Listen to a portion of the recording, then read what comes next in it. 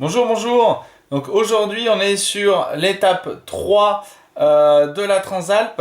Hier avec Nils, celui qui possède le DR, donc j'ai fait la vidéo sur la chaîne que vous commencez à connaître déjà un petit peu. Il a taillé le carter dans du polystyrène pour pouvoir sortir un moule. Et il nous a fait un truc qui est plutôt sympa. Donc je vais vous le montrer comme ça. Et puis après on le placera sur la moto et vous me direz ce que vous en pensez. Et d'ici peu on fera la vidéo où on le fibrera. Il y aura plusieurs étapes, ça va être intéressant, vous allez voir. Aujourd'hui, je vais aussi commencer à m'attaquer un petit peu au cadre. J'ai la béquille à refaire. J'ai positionné mon garde-boue à l'avant. Voilà. Alors je sais qu'il y en a qui préfèrent que le garde-boue soit monté au-dessus, mais moi je voulais garder le style avec le garde-boue collé à la roue. Voilà, alors là vous inquiétez pas, hein, si la moto penche vers l'avant, c'est normal, je l'ai redescendue de devant et à l'arrière elle est sur le porte-moto, donc la roue arrière était collée de 10 cm derrière, donc c'est normal. Et donc on a fait une petite patte qui est ici et qu'il va falloir donc que je finisse et que je passe en peinture. Voilà, et puis avant de passer à la peinture du coup du cadre, je pense que je vais regarder pour faire mes supports clignotants. Et puis on sera pas trop mal. Et alors pour le cache, voilà, donc ça a été fait avec du polystyrène extrudé. Ça, à la base c'était un bloc de mousse comme ceci.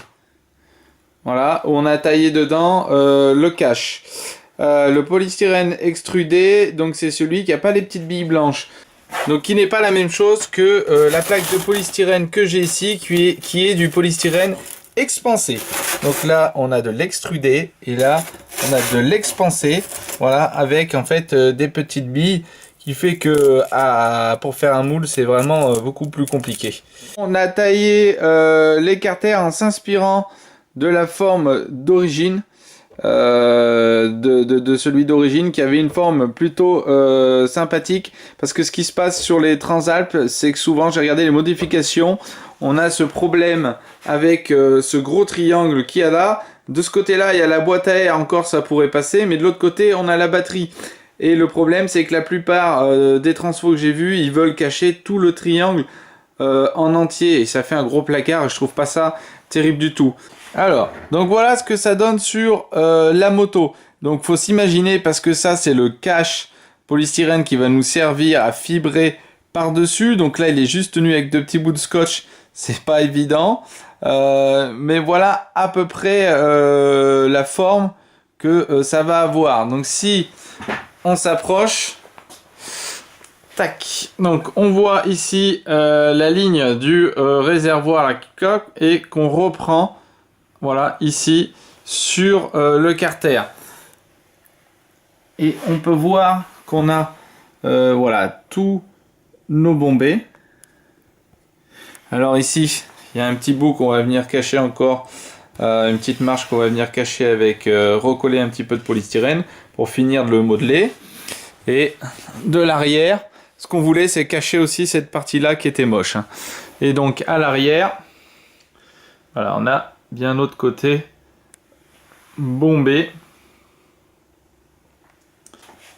On a cette partie qui remonte du coup collée, venir dans la prolongation du réservoir avec la petite courbe dessous. Et voilà, vue d'en haut. Alors là avec l'appareil photo c'est pas évident avec le polystyrène d'arriver à voir les formes et à s'imaginer. Mais il va falloir un petit peu d'imagination. Donc après le système, on va revenir donc recouvrir avec un tissu par-dessus et de la résine. On va faire ce qu'on appelle un moule perdu. C'est-à-dire que je vais revenir avec du tissu le plus fin possible pour que j'arrive à voir mes courbes. Ensuite, on va couler à l'intérieur de l'acétone de l'autre côté. Le polystyrène est déjà un petit peu creusé.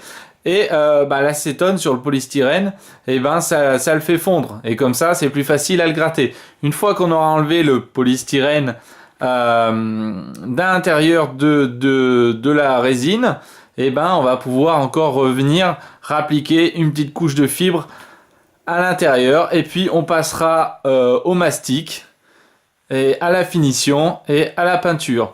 Donc il y a quand même énormément d'étapes juste pour fabriquer un petit cache carter de ce côté. Mais c'est ce qui peut faire toute la moto. Alors donc ici de ce côté là on a le problème du silencieux, on a ici le régulateur tension, le bocal du liquide de frein arrière, et donc tout ça va falloir le cacher parce que quand on regarde en fait même par rapport au carter d'origine, les deux n'ont pas la même largeur. Ce qui fait que on a collé deux plaques de polystyrène l'une sur l'autre. Voilà. Là, elles sont mises un peu sous les petits pavés autobloquants pour qu'elles plaquent bien avec la colle et qu'on puisse revenir tailler dedans ce carter ici. Alors, sur le pot, du coup, c'est vrai que moi, de garder celui-là, ça me faisait pour... je le trouvais pas mal. Et puis, ça m'évitait de dépenser trop encore tout de suite. Voilà, sachant que cette moto-là, elle peut continuer d'être transformée, etc. avec le temps. Mais j'aime bien, on va dire, ce côté avec ce pot, ces deux petits bouts chromés, le pot qui revient là, avec le style de la moto, je trouve que ça colle plutôt bien.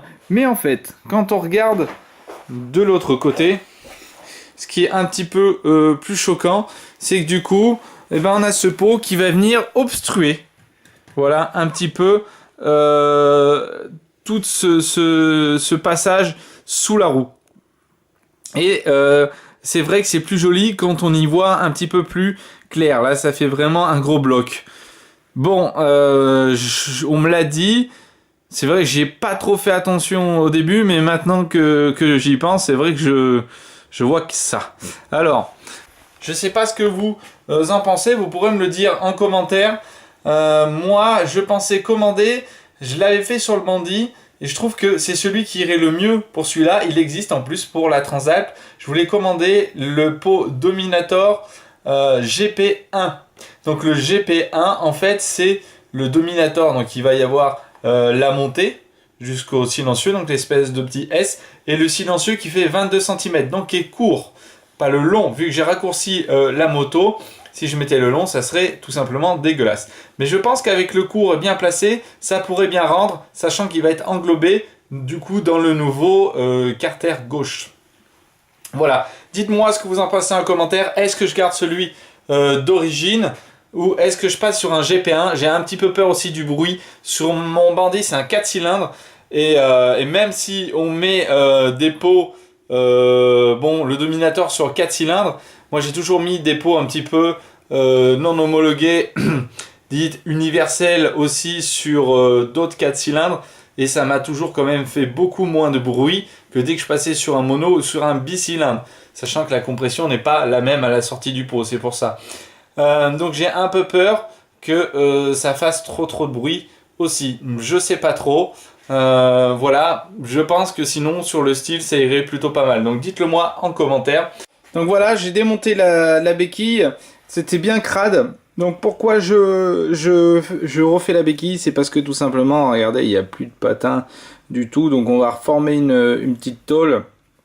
Et puis on va revenir souder une petite patte bien plus large.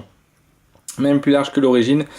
Comme ça, ça va éviter que la moto elle s'enfonce dans la terre ou dans les endroits meubles. Bon ça, et puis on va lui remettre un petit coup de peinture. En plus de ce côté là, ben, le cale-pied il a émangé, j'ai redressé un petit peu parce qu'il partait vraiment là-bas. Donc ça, faudra que je le change, ce cale-pied là. Bon ben en attendant déjà on va remettre un petit coup de propre à la platine, hein. Vous avez vu, c'est bien dégueulasse. J'avais commencé à frotter. Donc quand vous voulez nettoyer comme ça de la graisse, etc., parce que ça c'est près de la chaîne, et ben surtout si vous voulez peindre la pièce derrière, n'utilisez pas de WD-40 parce que c'est blindé de silicone et après pour peindre vous allez voir c'est l'enfer. Donc nettoyant frein, c'est ce qu'il y a de mieux, petit coup d'acétone et puis voilà. Si vous n'avez pas de nettoyant frein, moi j'en ai plus, et ben hop, je le fais aussitôt sec, ça marche pareil. Regardez. On va voir tout de suite. Et l'avantage, c'est que ça s'évapore. Hop. Hop. Voilà, ça s'évapore tout de suite. Et un petit coup de brosse métallique et c'est parti. Allez, on se retrouve tout à l'heure pour le reste.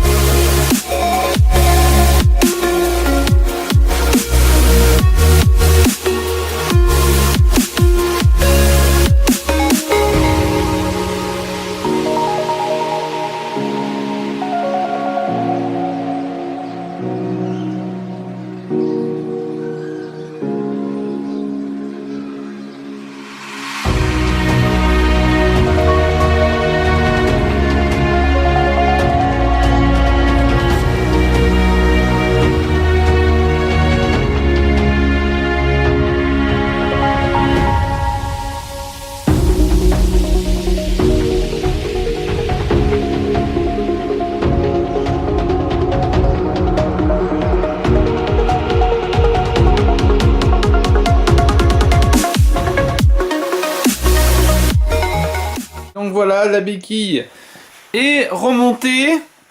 Oh, on a fait simple, hein. On a juste mis un petit coup de propre parce que de toute façon il va falloir que je change ce cale-pied. Donc je l'ai juste remis droit déjà. Et puis dès que j'en trouve un, je changerai parce que la mousse elle est morte. Et puis voilà. Voilà, la béquille, on a tout remonté. La petite patte. Hop. Et alors, c'est là. Tac. Et voilà. Et on peut voir que ça passe plutôt fin. Hein, mais impeccable. Et ça risque pas d'aller toucher. Allez, voilà pour la fin de l'étape 3.